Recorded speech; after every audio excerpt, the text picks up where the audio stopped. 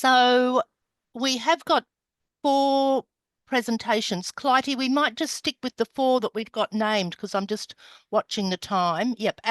But we've got something where you'll be able to have some input around the great policy work that you've been doing.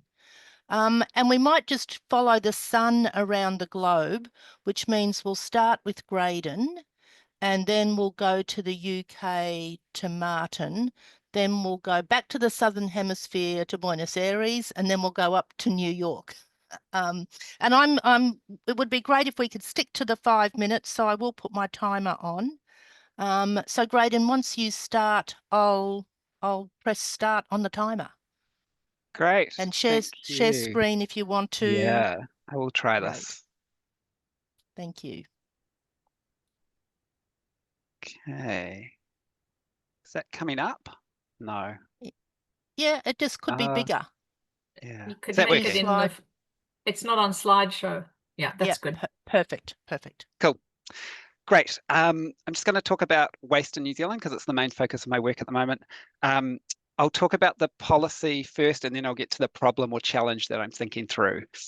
Right. So in New Zealand, I'm not sure if this is what I was meant to do, Jenny, but anyway, I'll just do it. It's no, we want, practical policy, concrete policy. Looks perfect. Cool. Yeah. Great. So in New Zealand, we have, at a national level, we have the New Zealand Waste and Resource Sufficiency Strategy. So this is basically 5 pages long, but most of it's pictures. And it reads like a 10-year-old wrote it with AI using bland statements about reducing waste, using it to make more money.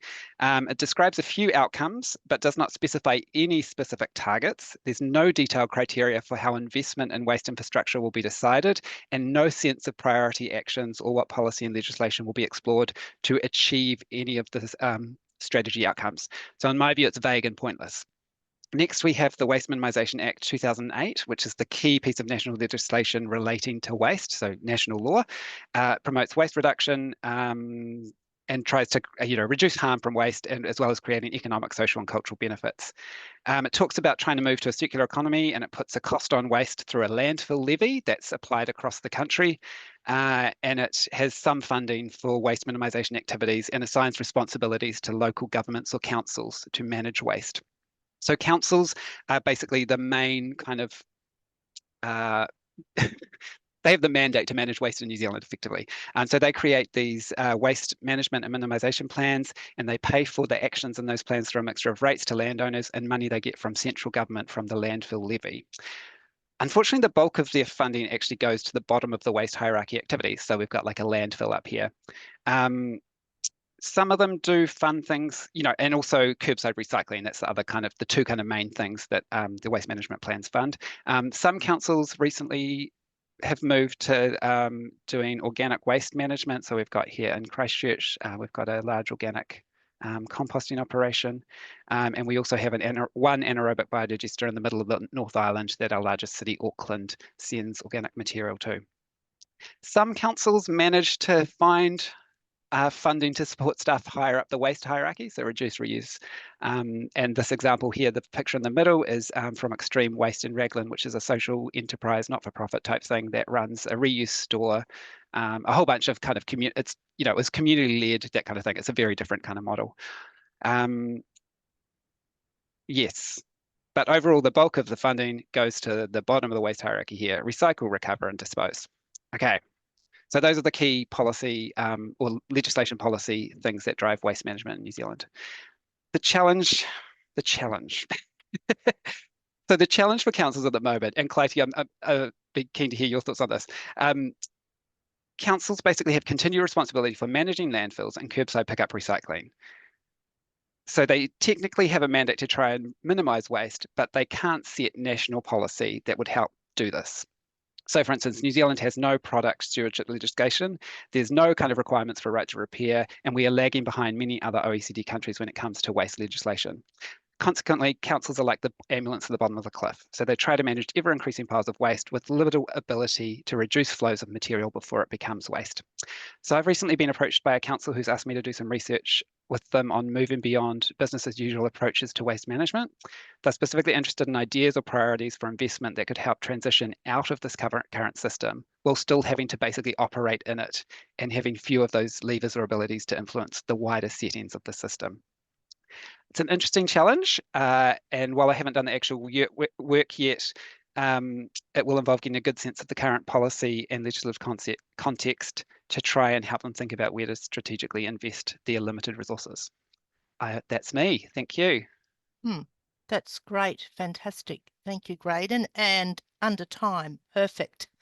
And there are great connections with Clytie's work, because Clytie's involved with a local, Australian-wide local composting alliance group, and has looked at policies in France and Victoria that are banning any organic waste going to landfill. And she's got a great comparison of what happened in France in terms of all the diverse economy initiatives that have been enabled through the policy, and contrasted it with the Victorian government approach, which is tending to go for those great big things like the anaerobic digesters and so on, and not necessarily supportive of all the diverse economic activity as we're seeing is happening in France. So the sort of same policy intention, but quite different outcomes in terms of whether a diverse economy is being supported or not.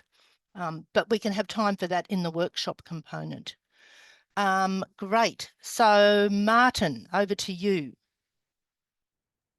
Lovely. Hello, everyone. So first of all, apologies that I'm not here with my colleague, Claudia Firth, because we were going to present this work together. She's not feeling very well, so I'm probably being 10 o'clock at night, my guess is she just thought she'd leave it to me anyway. So I'm going to talk a little bit about some work that we've been doing around the creative economy in Bristol and the Bristol region. And this comes out of a very big funded project called Strength in Places, which was an attempt to intervene, attempt by the British government to intervene on a kind of regional economic level. So the Strength in Places bid was basically about kind of digital creative economy stuff, and involved giving the University of Bristol 30 million quid and then getting a whole bunch of companies involved, media companies, tech companies, and all the rest of it. We've got a little bit of that cash for a project we call FACE, Fair Creative Economies, which is very much informed by community economy type ideas, in which what we're trying to do is to work with some of the micro businesses in the region in order to think about how we help them create a low carbon, high inclusion, high democracy creative economy. One of the paradoxes in this is, of course, as anybody who's worked in this area will know, is that most of the people who work in, a city like Bristol in the creative economy are already well aware about the kind of issues in terms of climate change and exclusion and, fairness and all the rest of it. This is kind of they're good woke liberals. There's no particular problem with that. But the industry structure that they work in is very often pretty cutthroat, highly precarious, involving depending on basically large purchasers and an awful lot of people competing for work. So there's a kind of, a real difference between what people say and how they can behave within the industrial structure that they operate within. So the work we've done has been a whole bunch of interviews, various kind of workshops about different aspects of the creative economy, and what we called a change labs process, which is where we worked alongside 6 businesses and talked to them about theory and practice and governance and a whole range of other things. We're now coming to the stage where we're going to be reporting back. So we've got about 6 to 12 months of the project left. And we're already planning a day where we're going to talk to policymakers in the region and hopefully nationally as well in terms of what we found out. So here's the tricky bit, right? So there's a bunch of different things in here, and some of them are to me almost counterintuitive in terms of the sorts of things that people have said to us. Like some of the more obvious stuff is about things like the availability of space, for example. Bristol is a booming city. It's very difficult to get space for a whole variety of different art and culture type projects. Yeah, and space is expensive. They've also talked about some of the kind of infrastructural problems in terms of, say, if you're a touring theatre company or something like that, you know, how do you store stuff? How do you move stuff around in a low carbon way? How do you ensure that you're not squandering resources in terms of the process of putting gigs and festivals and whatever else on? There's also a set of issues about business form here, because lots of the ways in which business advice works in the UK, and I suspect it's similar in lots of places, really does push people away from more mutualistic or cooperative business forms and towards the kind of sole tradery sort of stuff, which is not, in my opinion, a particularly good way of spreading risk. But nonetheless, it becomes a kind of a set of assumptions about the way that the world's going to work. But the trickiest stuff is that during all of these interviews and these kind of, you know, we're sort of focusing on creative economy issues, we also get a whole bunch of other stuff, which is almost out with the creative economy stuff. But things like, it's bloody expensive to live in Bristol. Yeah. Housing in Bristol is massively expensive. So, you know, for somebody on a precarious salary, not necessarily highly motivated by earning lots and lots of money and all the rest of it, but it's incredibly difficult for them to make rent or even to think about getting a loan to get a mortgage, etc. Or transport, right? Moving around this congested city is very, very difficult. And it means that very often people without access to reliable transport live further and further out, find it hard to get into the kind of cultural resources in the middle. And then the last one I want to mention, childcare. Yeah, fairly obvious problem, but one that's paralyzingly difficult if you've got bad transport and bad housing, exacerbating the difficulties of precarious employment. So the kind of message, I mean, this is the question for you all, I suppose, isn't it? Is, you know, I can see that there are certain kinds of things that we might want to say to policymakers at this meeting we're organizing in March about cultural and creative economy, but there's also a set of really kind of infrastructural questions about how the city operates that are are way beyond the, you know, a single focus on cultural economy. Yeah. Yep. And I think I'll Yep. probably leave that there. Yep. That's great. Yep. Thanks, Martin. And that's Great. great to, about the issue about looking at policy within silos. Yeah. Yeah. Great. Yeah. Anna. Now, and Anna, if you can't screen share, then Kath will screen share for you. So Anna's got one slide. Can you see my slide? Perfect. Can you do Yeah. the slideshow? Yeah. Okay. So I'm going to take it totally different angle from what has been spoken yet so far. I mean, That's Sorry very to small. interrupt, Anna, Yeah. but you might need to go up to display settings and go to switch screens because it's showing us your notes screen. which are none. Up the top it says display settings and there's a little arrow. If you click it, oh, it's gone.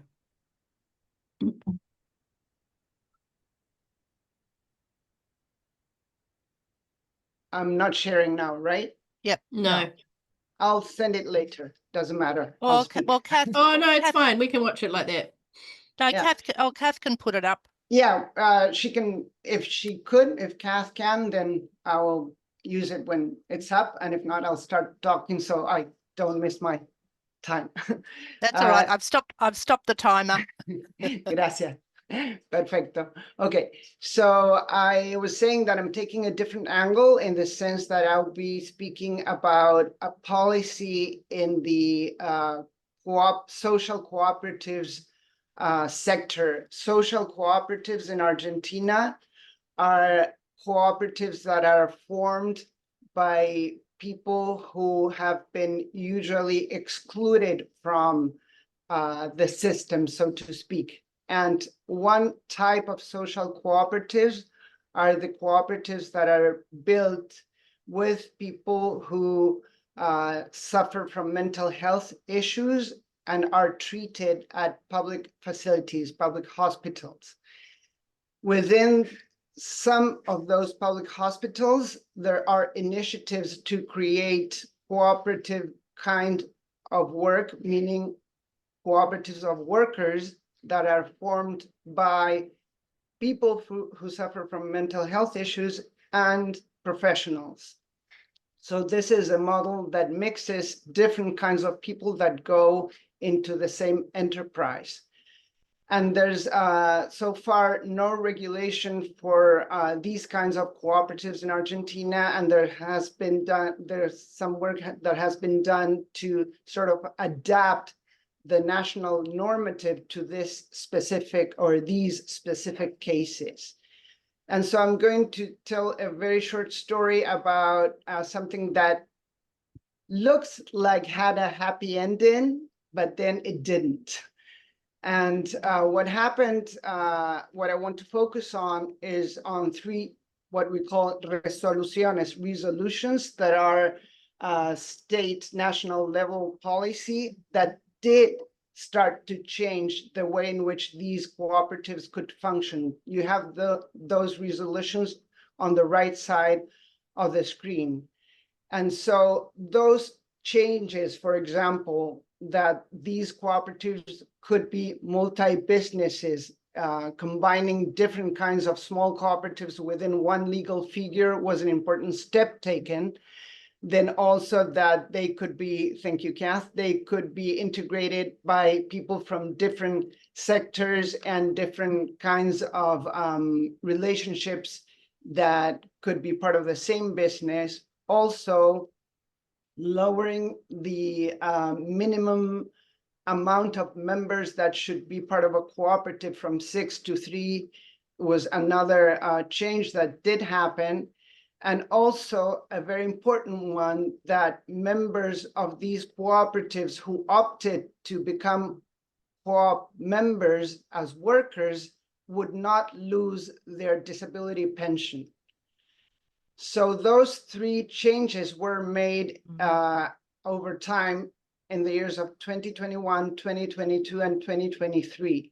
Our team had been working with these kinds of social cooperatives since 2017. And by showing you the timeline, what I want to focus on is that it took us very many years to come with the way in which policy could be written and transformed, and then get in touch with policymakers and have those changes be made. And once that happened, elections happened and a new administration came in place. And this new government that we have is very prone to governing by decree, meaning that whatever normative is in place, if they don't like it, they just put out a decree that says the normative is no longer in place, period. And so that makes it very difficult for these cooperatives to function now, but also this change over time, also because it's been attacked now, it gives a message out to the community that no matter what you do, someone can take the policy out the minute after you put it in. So that's a very difficult position in which we're in. However, in Argentina, because we had long periods of dictatorships and very violent governments, I guess we're used to keep on fighting, and that's what's going on now. And the sector that is composed by these cooperatives, but also a coalition of different people like community groups, academics, members of the social co-ops and their families, we've taken what we call a militant stance that I guess in English you can call it an activist stance. And part of that is keep on working and trying to go around the prohibitions that were put in place now by creating sort of ways of doing things de facto in a way, which is pretty controversial, I know, but I bring it up here because I think I heard some people talking about, I think Kelly mentioned the fact that sometimes policy, you said unintentionally, but here is intentionally. Here, the intention is to mess up with people who've been fighting for their rights for a long time, but sometimes it is not intentional. And so I guess that my point here is that at the same time, there's a feeling of losing hope. There's a high spirit of keeping up with making change happen. And I guess with this, I end my presentation. I guess what is important for me to highlight is that it takes a long time to create dialogues that may make possible for policy change to make, and it may take like 1 minute to put that over, yet these processes, I think, need to be looked at in larger periods of time. So I guess that my point here is that when we speak about policy, we need to take into account political parties and elections and so on and so forth, and also longer periods of time to look at whatever changes we're hoping for. Gracias.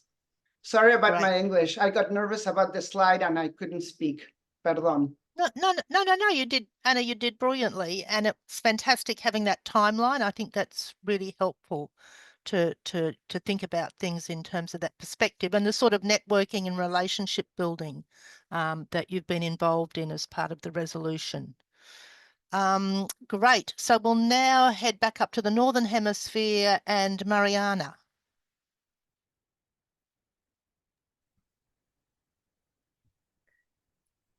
Yeah, hi. Thanks everyone for those amazing insights. And I think my thoughts are gonna speak to some of those, especially Anna's presentation talking about kind of national policy swings and how they really affect what is happening at the scale of solidarity, social and solidarity economy enterprises. And I just also want to say, I personally find policy to be really extremely boring, you know, when I just hear the word policy, I just feel like, you know, I'm starting to yawn and all this kind of stuff. So I'm thinking it would be actually great to have AI to analyze policy documents, because I personally, the ones I had to look at, that was just unbelievable. You know, it was really, really like a struggle. But on the other hand, you do realize, looking at what is going on in the world, that you know, the policies that are being adopted, and sometimes very rashly and abruptly, they really cut through people's lives. They cut through communities. They cut through nations and different groups of population. And they do, from what I'm concluding, also affect a lot community economies and solidarity economies, which is my particular interest in the last several years. So as a result, it is important to engage with them. And we usually think about community economy and solidarity economy as being somewhat autonomous from the state, because we kind of look at how it originates with people. We look at how people participate in it. And that seemed to be true to a very large degree. But at the same time, policy also affects solidarity economy in very, very profound ways. And I'm just going to use a couple of examples from US, the United States context, and the context of Russia. So these are very, very different contexts, right? But just looking at what was happening with respect to community economies, solidarity economies in the US and Russia over the course of the 20th century, and now shows that just looking at the sheer numbers of cooperative enterprises in both places and certain kinds of them shows us huge swings in those numbers, you know, and those swings cannot be explained just by desire of people to form or disengage with community economies and solidarity economies. And those swings are preceded by passing of national level legislations that really totally restructure and reshape very often what is happening within those community organizations. And so just to give you some examples, in the United States, more specifically, I'm going to say a few words about credit unions, and credit unions are financial cooperatives. In the United States, they are actually huge. Today, there is over 150 million people who are members of credit unions. Given that the population of the US is like 340 million, so we are talking about like half of working age population having accounts in credit unions. And you would not hear anything about credit unions in policy discussions, public media, like as if they don't exist. However, what I want to say here is that the first credit union was created in 1908 in the city of Manchester in Vermont, and it was called St. Mary's Credit Union. So this is when it started, and it was chartered by the state itself. Then by 1934, there were already 2,500 credit unions in the United States. And also at the same year, as part of New Deal, the government passed the Federal Credit Union Act that allowed now the federal government to charter credit unions and also to insure them, making them more kind of, you know, viable institutions. And what do we see? We see that by 1970, the United States already had 22,000 credit unions. Okay, 22,000, that is a very, very big number. Then in 1970, they created, and now like the New Deal is in the past, and now we are talking about the year of deregulation, right? So like 1970s, 1980s. And what do? They create NCUA, which is National Credit Union Association in 1970. And it is charged with tightly regulating credit unions. Part of the story is that they are also not-for-profit organizations, and private banks constantly attack credit unions and make them kind of, you know, totally controlled and all this kind of stuff. But one of the charges of NCUA was to increase efficiency of credit unions. And what do they start doing? They start merging credit unions together. They are kind of going for this neoliberal idea of economies of scale and all this kind of stuff. As a result, what is happening is that the United States today has only under 4,500 of credit unions. Think about 22,000, now 4,500. The total membership is up, but this membership has restructured geographically a lot, because a lot of small communities that had their own credit union no longer have a credit union. And people are not going to travel very long distances in order to maintain those memberships. So what we do have also is agglomeration of membership from different employers and credit unions, but the communities itself, where people are not associated with big university, let's say, or with big enterprise, they do not have their own credit unions. So my point is Mariana, that's nearly 7 minutes. Oh, okay, all right. So thank you. So in Russia, the story is even more dramatic, given that we went from like, you know, Imperial Russia, and which amazingly had a lot of credit unions, then Soviet Union, when there was not credit union, cooperative enterprises in general, including credit unions, to zero under the Soviet system. And now, because the system fell apart and new laws came into existence, we have revival of credit unions as well. So all I'm saying, that those numbers are associated with very, very big policy decisions that really affect community economies and solidarity economies. Yep, great. That's great, Mariana, and some really nice parallels with what Anna's doing at the coalface at the moment. So Thanks very much for that. Mhm. I'm looking at the time and thinking rather than having questions, I think we could break into some small groups and do an activity. So what I might do is yeah, Kath, you've got an idea too. Well, I just wondered whether I could just pull out a few themes before we break to that.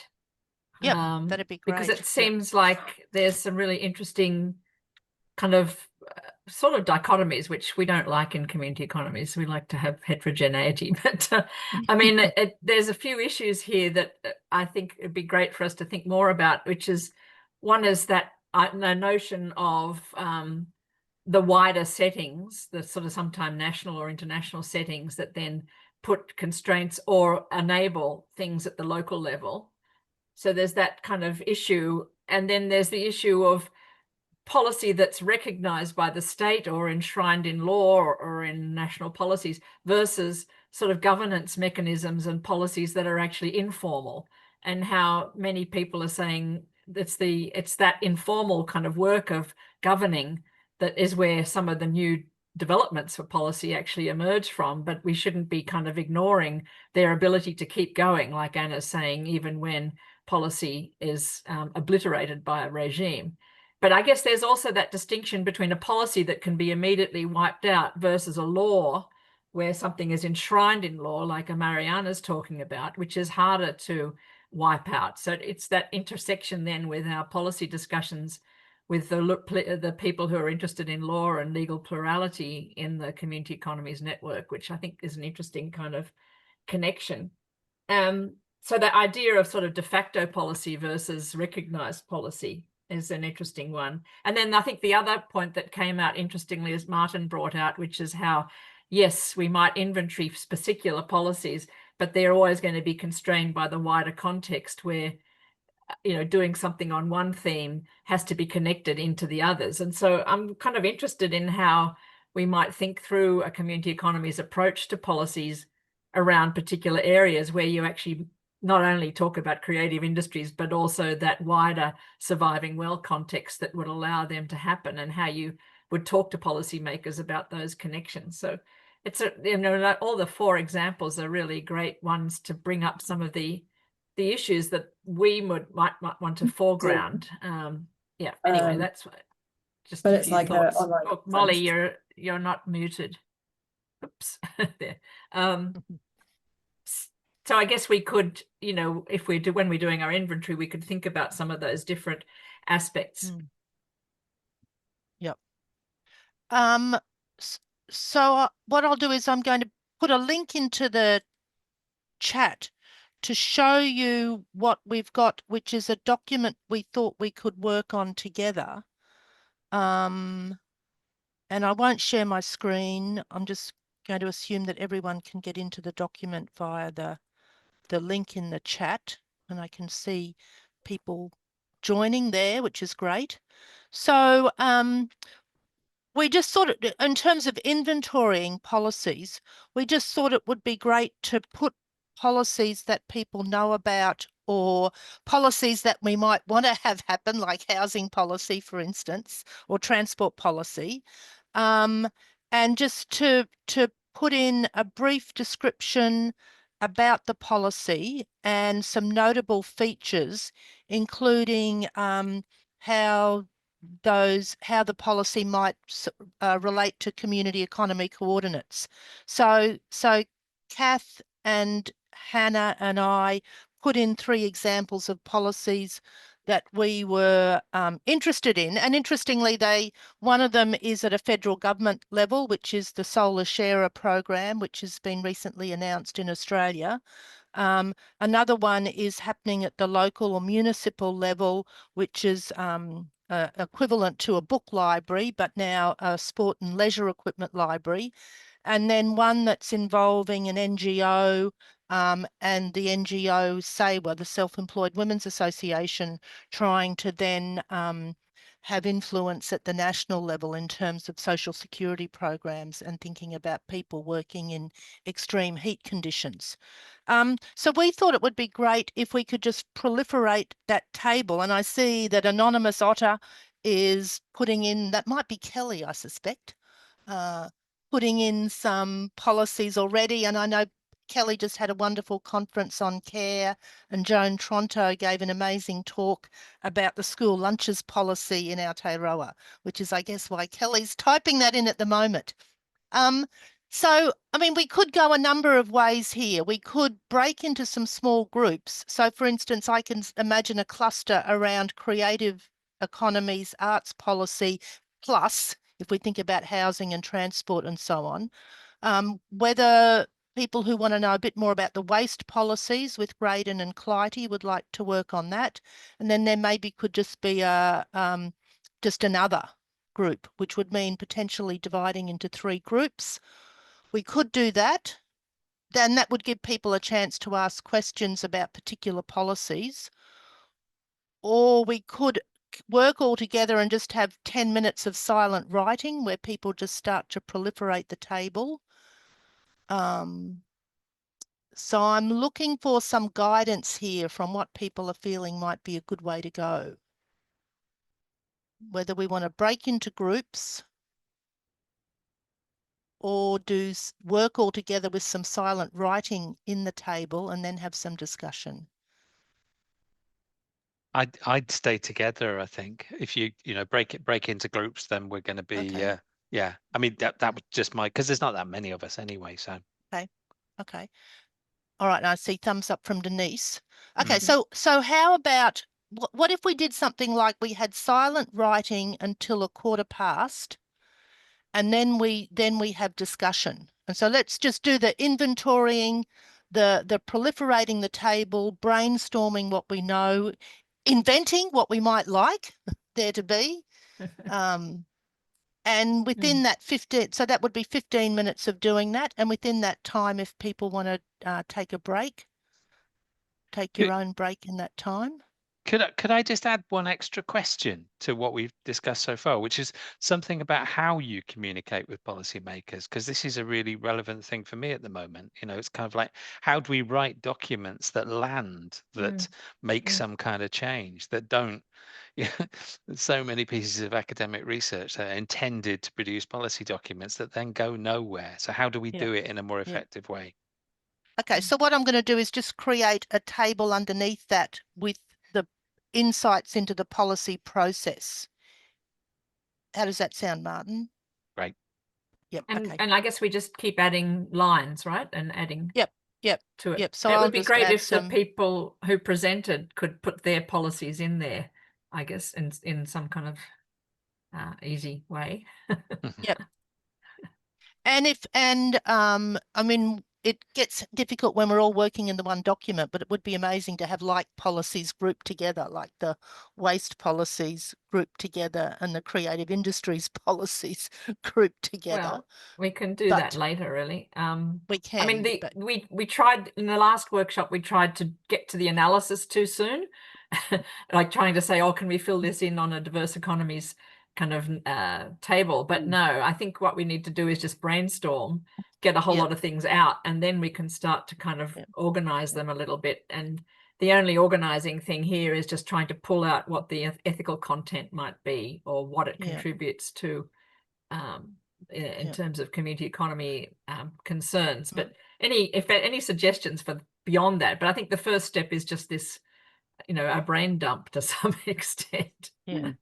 And I think the if, thing that really appeals to me about this is getting to the fine-grained policy. And I've been looking at a lot of policy documents that come out of, like, the Wellbeing Alliance or the other groups that are interested in alternative economies, and they're still very broad. So I think the idea of getting to them fine-grained kind of policies and some challenges would be really helpful here. Yeah.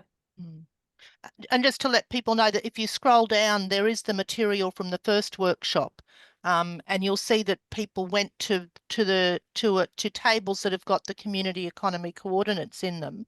So if you want to know something about the coordinates. There was an issue with the table repeating lines, but you'll see that. But as Kath said, yeah, people sometimes had difficulty actually naming concrete policies, and so that's why we thought we would do this very specific focus on concrete examples. Okay, we've now got 15 minutes of silent writing and taking a break. I just want to say that I'm going to leave, as I said. I'm remembering that I sent to Kath and Jenny the PPT, but also a Word document where I tried to spell out some of the details that I spoke about. So maybe if later Yeah, I could put that information in or whatever. Yep. Sorry, Yep. but gracias. That's all right. Thanks, Anna. Bye, Anna. Thank you. Thank you. Yeah. So I suggest we can leave our cameras on so we're present to each other, but put ourselves on mute so we can just do silent writing. I think we might do this by, I'll get the ball rolling and then I'll perhaps pass to somebody, and then you can, as Anna would say, pass the word on to somebody else. So we all have to collectively see who the word has been passed to and who the word hasn't been passed to. So the observation I want to make, oh, by the way, if you've put content in there and not put your name, it would be great if you could make sure your name is in the column on the right-hand side. I'm really struck by, and I've got to find it now, what Clytie wrote on page 6 of 18, and I'm just going to highlight it in yellow. Where she says, and this is her reflecting on the French example, that the policy itself sets a clear direction for what the outcome is. It wants to be about reducing the organic material that's going to landfill, but it allows communities to interpret and adapt how the policy might be implemented. And I think I've lost connection. No, I'm still there. It said that I was trying to connect to the internet. You're still on. Okay, I'll just turn my camera off. And it just reminded me of the example Denise put in about the Brazilian school lunch program. And it reminded me about what happened in Aotearoa when the national government introduced a schools lunch program that it meant that the food provisioning became increasingly centralised, and lots of already existing diverse economic activity that was happening locally at schools to provide lunches has sort of been wiped out by that policy. So just thinking about, you know, how do you have a policy that's open-ended enough to set a direction, but allows for the economic diversity that we're interested in seeing still being sustained by policies. And I will pass the word to Kelly because she's nodding her head up and down. Yeah, well, you mentioned it earlier, but Joan Tronto gave a talk in New Zealand, and she has like 6 care lenses that we should judge policies through. For care, so policies should be judged not on their GDP contribution or savings, but on their care effects. And she used the school lunches as an example and went through all of that. So that's why I was nodding. I was noticing the proposal of, must be Molly, systemic levers for creative practitioners. Proposing a tax exemption model for creative practitioners in New Zealand with some supplementary options that include superannuation.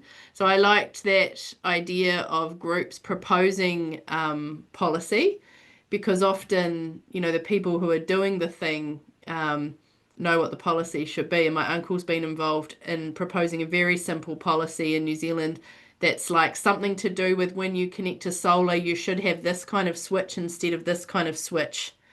And if something about the switch prevents people from being able to use solar legally, and it's like a very simple thing that needs to be changed in a national law. So the electricians are like, please just change this one thing. And so, yeah, I love the idea of practitioners proposing what they think would be a good be a good policy. So yeah, cool. I like your policy proposal, Molly. So I'll pass to Molly. Okay.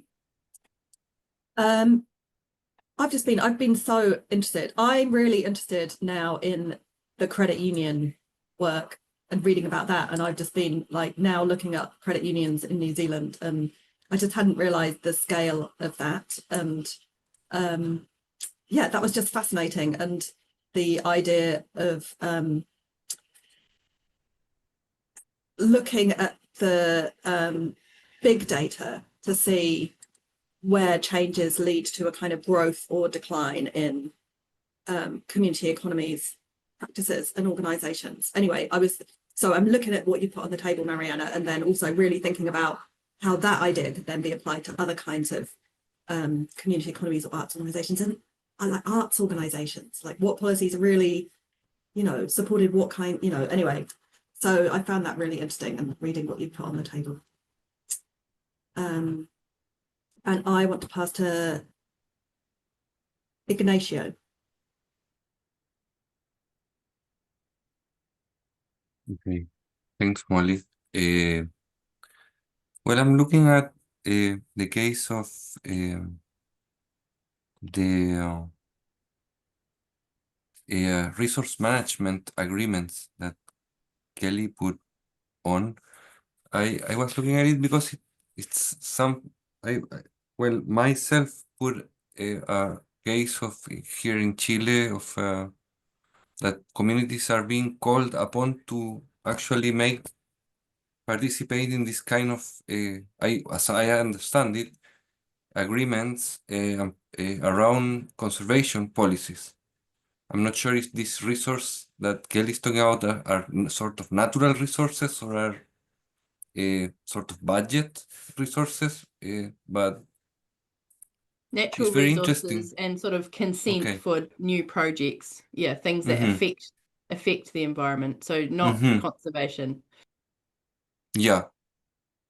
But this comment about, the importance of says it doesn't matter that, a local agreement sort of repeats or restates the content of the law.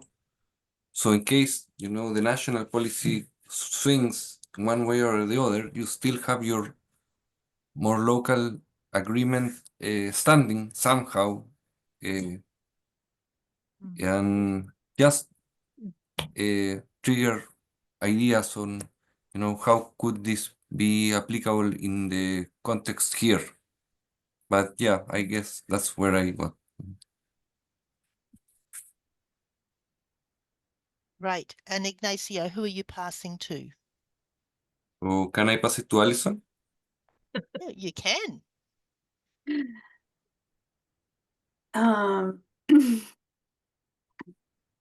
Oh, that puts pressure on me, Nancy, to choose yours, but because I'm really biased.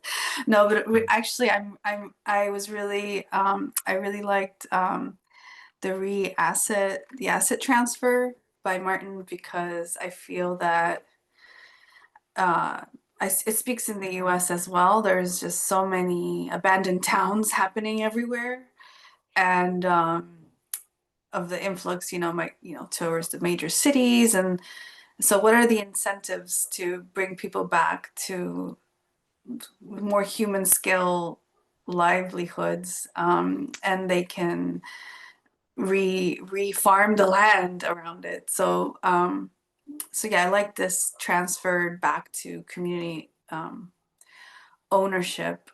In your case, I guess you said buildings. I don't know if that also means private property in general, but that's how I understood it. Thank you.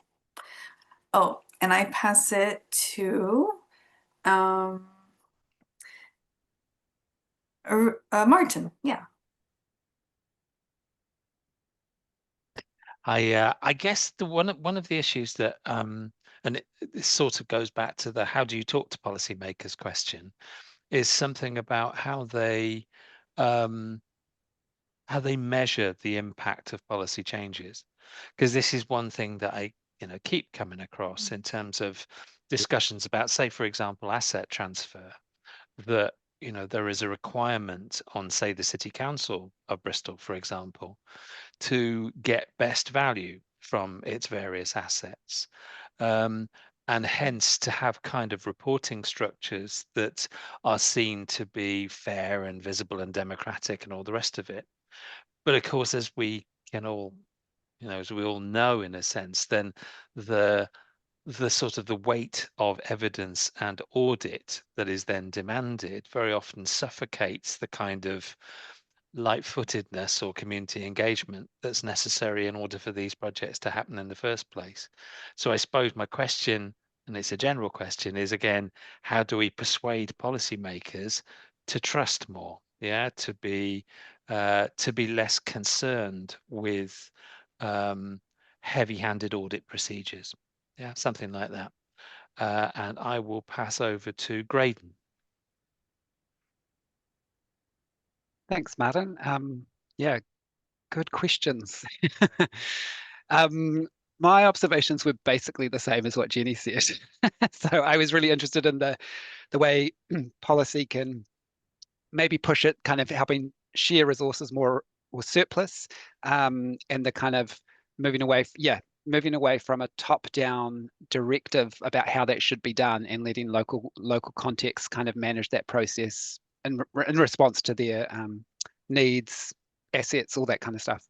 And yes, the role of procurement in that. And then the other thing, just which others have touched on, is how you de-risk the chance of national legislation laws swinging and changing through embedding in more local legislation rules, or even it might just be customary, it might be cultural norms, that kind of stuff. So you kind of as an antidote to what at least we have seen in New Zealand at the moment, which is just like one government's in and then suddenly everything changes. It's just, and I feel like it's getting worse. Things are speeding up in that kind of way. Yeah. I am going to pass to Jessie. Thanks, Graydon. I don't really know what I'm thinking.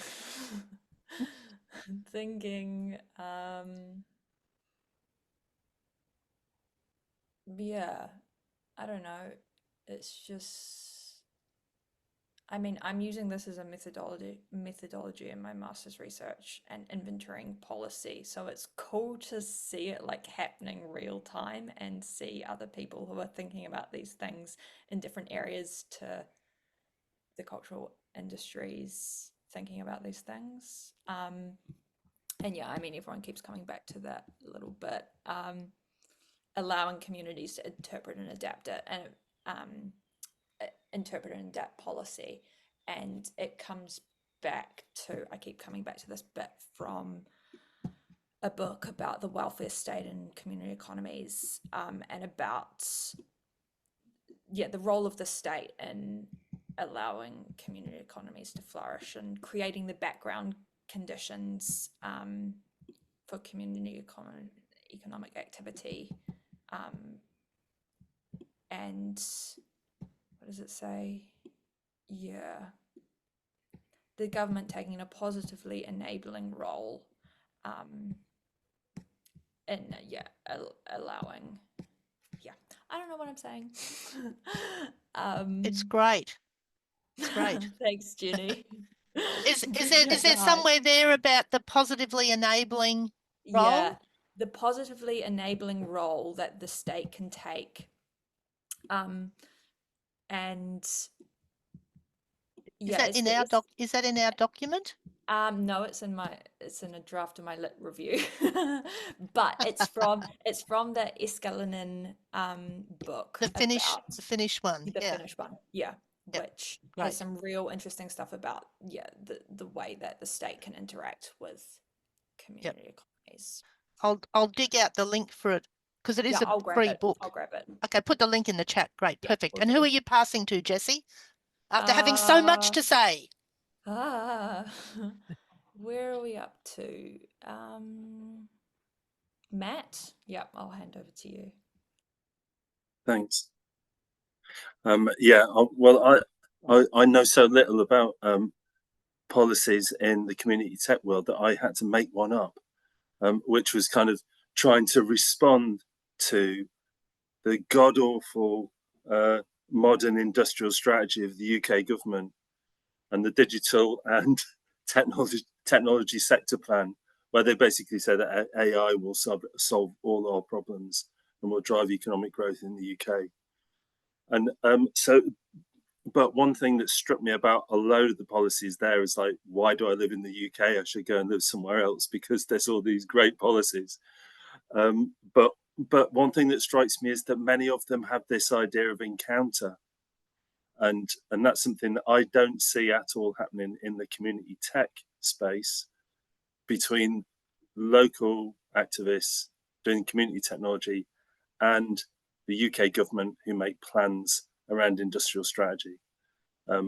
So it's really nice to see those kind of ways that communities can encounter and influence and shift policy. So I need to think a bit more about that. So thanks for giving me that at 25 to midnight on Wednesday. My brain's slowly slowing down. And I don't know who's been, so I'm going to pass to Kath. Oh dear. I should be more with it because it's only 10 o'clock or whatever it is. Yeah, I mean, there's so many thoughts there from coming up from all the contributions. But one thing that's just come out of what you were saying, but thinking about the others, is the way in which subjectivity is affected in a way by the kinds of policies that are implemented. And I guess that's one of the why I was interested in this solar sharing kind of initiative that's coming up in Australia, which is allowing people who are renters and who don't have solar panels to actually engage in that calculation of how you change your behavior to maximize the use of 3 free hours of solar. So it's extending that kind of calculability that the technical side of people, the resource man, as Yolanda Stengers talks about, the people who loved having their solar panels and figuring out when the pricing would work and all that sort of stuff, which was very linked to only the people that had them, could be generalized. So and I guess I wonder whether, you know, all the policies like the credit unions and all these things have actually been allowed for different kinds of economic subjectivities to emerge, and whether it's as a commoner in the case of resource issues or in terms of encounters with others. So I'm interested in how we might analyze all these different policies for the ways in which they not only articulate or don't articulate with kind of community economy concerns, but also that question of subjectivity. And, you know, so much of the welfare state is about non-commodifying basic needs, which what does make things very different. You know, when you're in the housing that's been provided by the state and you're secure, it's a very different subjectivity in your life than going into the private housing market. So I just feel like it's something we could, I don't know, develop a bit more to think through if we want to be these different kind of subjects for a different world, how policy can help that or provide context for it. So that's some of the thoughts. So I do think it would be nice to have a few minutes at the end to think about where do we go with this kind of analysis, because it's I think it's very rich. And I will pass to Clytie. Thanks, Kat.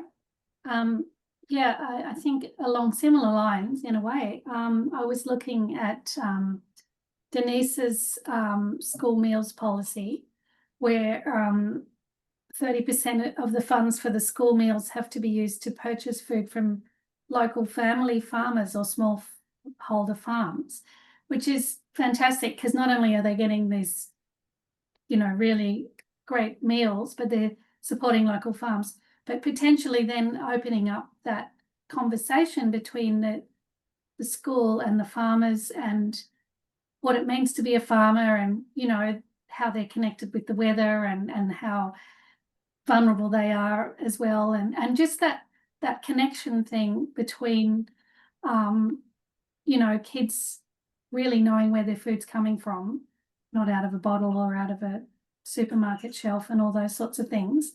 I think that policy has so much potential for really broadening it out into that connecting with others, and that subjectivity question too, about how all those other spin-off effects that that policy has, and that the power of just by having a law that says you can't just go and get the cheapest, nastiest thing that you can find to feed these kids. You actually have to build livelihoods and contribute to that. So I think that's a really powerful one. Thanks. I will pass on to, I think, Cassidy, have you spoken? I haven't yet. I can speak.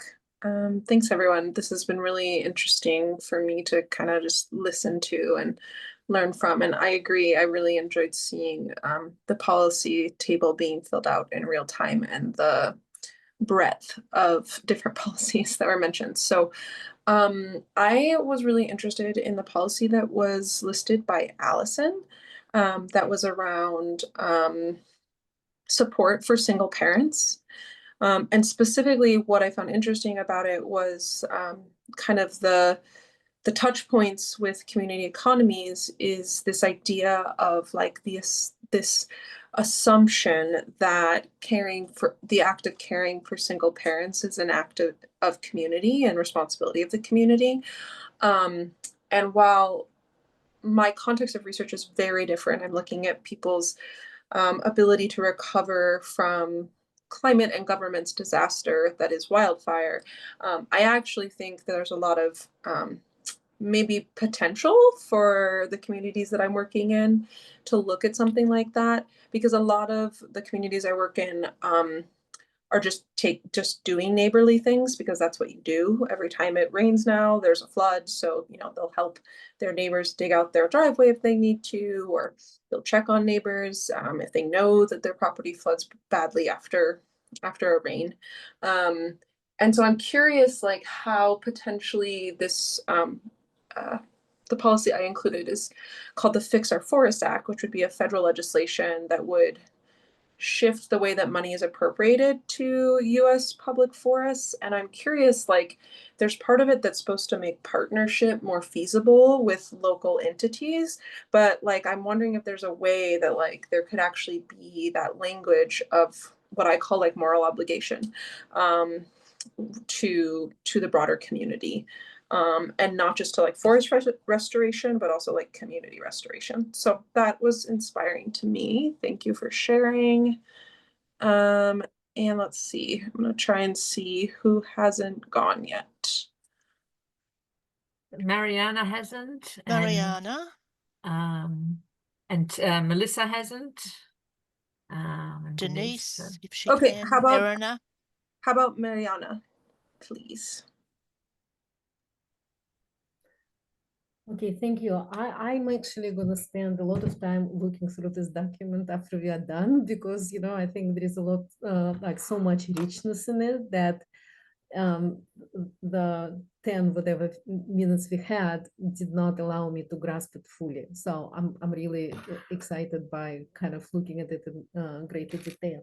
But what I wanted to mention specifically is two things. One would be the same policy about school lunches, when schools would be obliged to purchase produce from the local farmers. And in addition to what Clytie said about it, which was absolutely amazing, I was thinking that,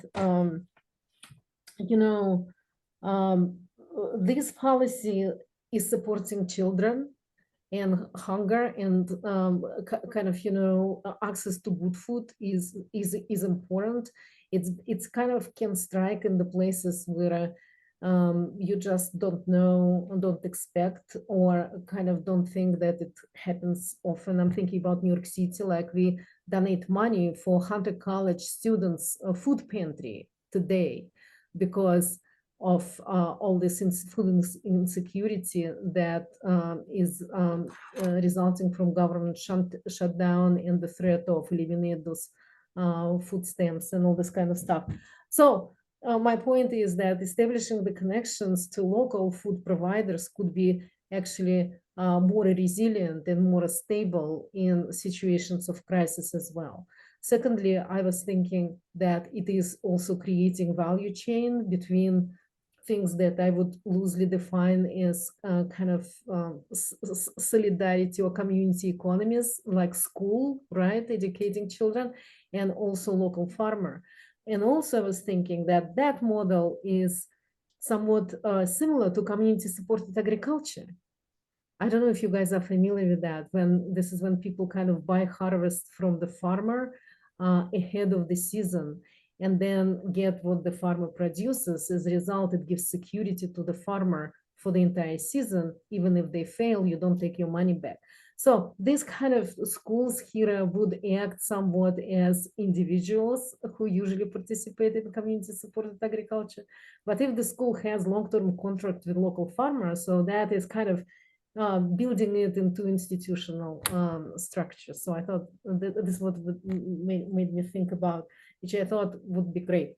And then the other thing is, I think this is what Jenny mentioned. This is the first line about insurance policy for women working in the informal sector in India. So when the heat kicks in, they automatically get the payments, and there is no this absolutely atrocious means testing procedures that exist in so many societies, and in the United States, absolutely Byzantine for somebody to get access to something what they do. And that was very, very simple and also life-saving policy. I'm very impressed.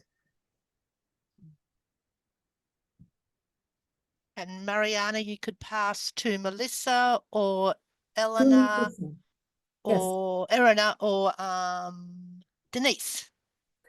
I'll go to Melissa. Thank you. I was compelled by when Kat spoke about the tensions between the local innovations and the wider context and the system that we're working in with policy. And oh God, I was digging back to like Latour and my thesis and talking about like policy and things like immutable mobiles, like that they seem like if they're stable and fixed.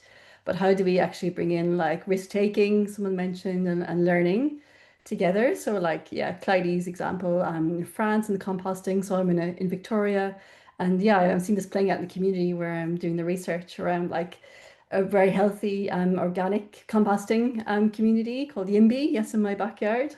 You might have heard of it, Clyde, and they're talking about council bringing in and mandating this, extractivist FOGO, organics waste that's going to be, really kind of be a big tension around the diversity of their economic initiative. So my point is, yeah, how do you bring in like flexibility and learning into policy to tweak and tinker with, the system and the innovation on the ground? I'll pass to Irina.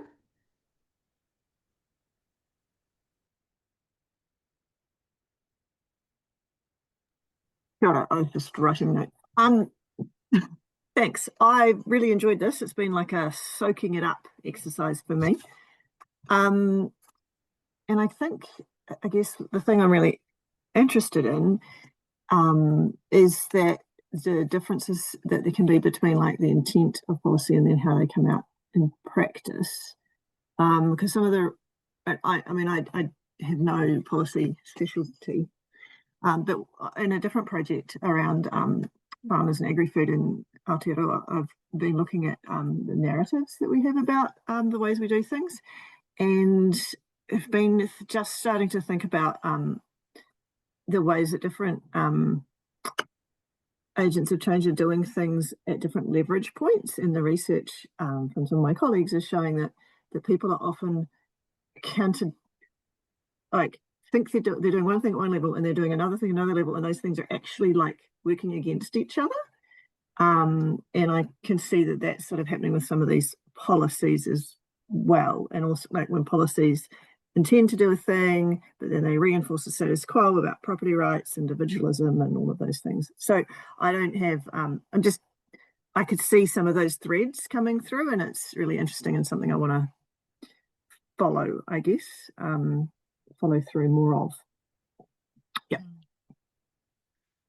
Great, thanks, Erina. And Denise had to leave, unfortunately.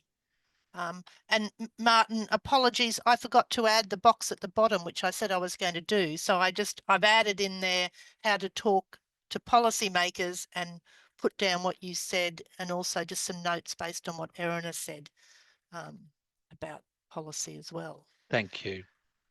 Great. So that brings us to Kath's question about what might be next steps for thinking about this connection between community economies and policy.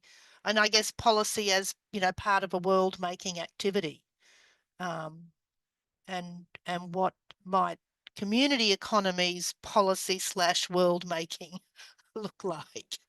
And in some ways we've got those coordinates from the community economies, but you know what we've also heard people here talking about is things like thinking through policy in other sorts of ways, like thinking about the forms of subjectivity that get fostered by policy, the sorts of interconnections that you know, like with the school lunch program, the one Clytie just put up about the Seven Hills School in the chat, the sort of interconnections that can get fostered by policy, the sort of democratic, locally based democratic decision-making / control that might be fostered by policy.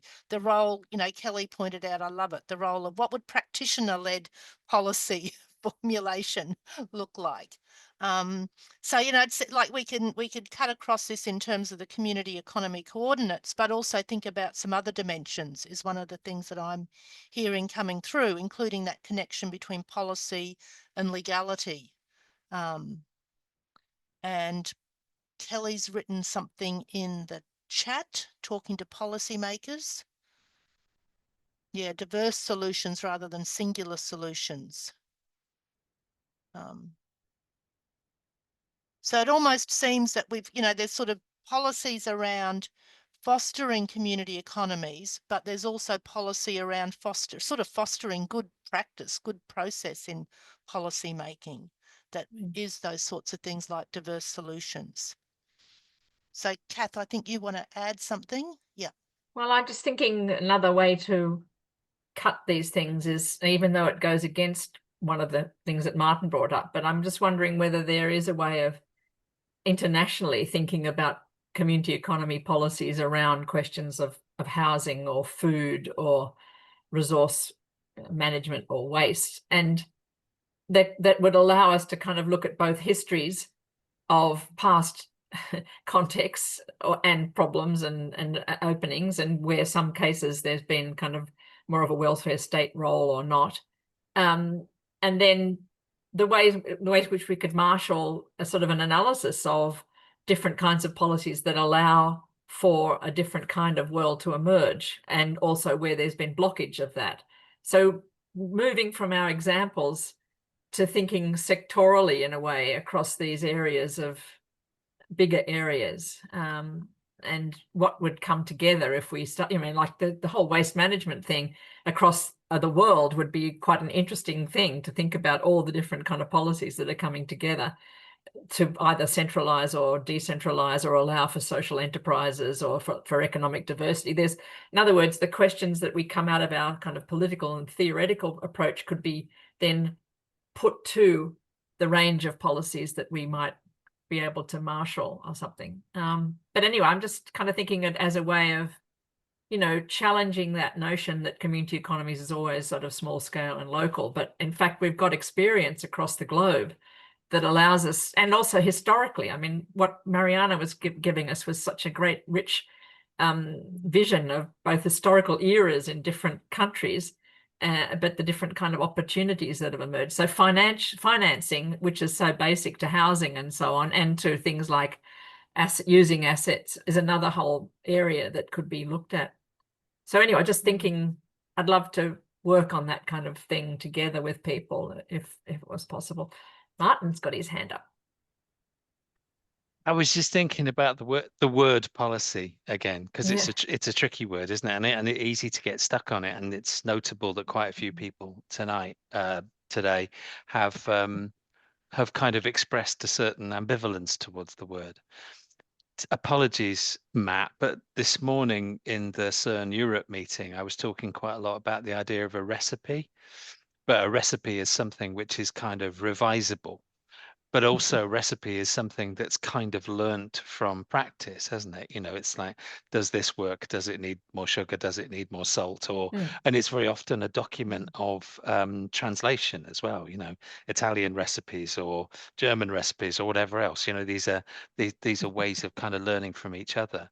And I still have this thing, a kind of becoming a bit of an obsession in a sense, that the language of recipes, the idea of a recipe might be more useful than thinking about things like policies or organizations or something like that, because then it provides that sort of a way of thinking about variety and difference, doesn't it? There's a whole bunch of different things. These things seem to have worked in particular kind of places. I cooked a nice sauce with this, yeah, but you know, it doesn't always work everywhere. Just a sort of a comment on language, I guess. Ripping off that, I've played around with the idea too and kind of come to the conclusion that in fact it's not a recipe, but there are ingredients. Yeah, so it depends how you use the words and how you want to think about it, I guess. But I did like your idea of revisable and with practice and things.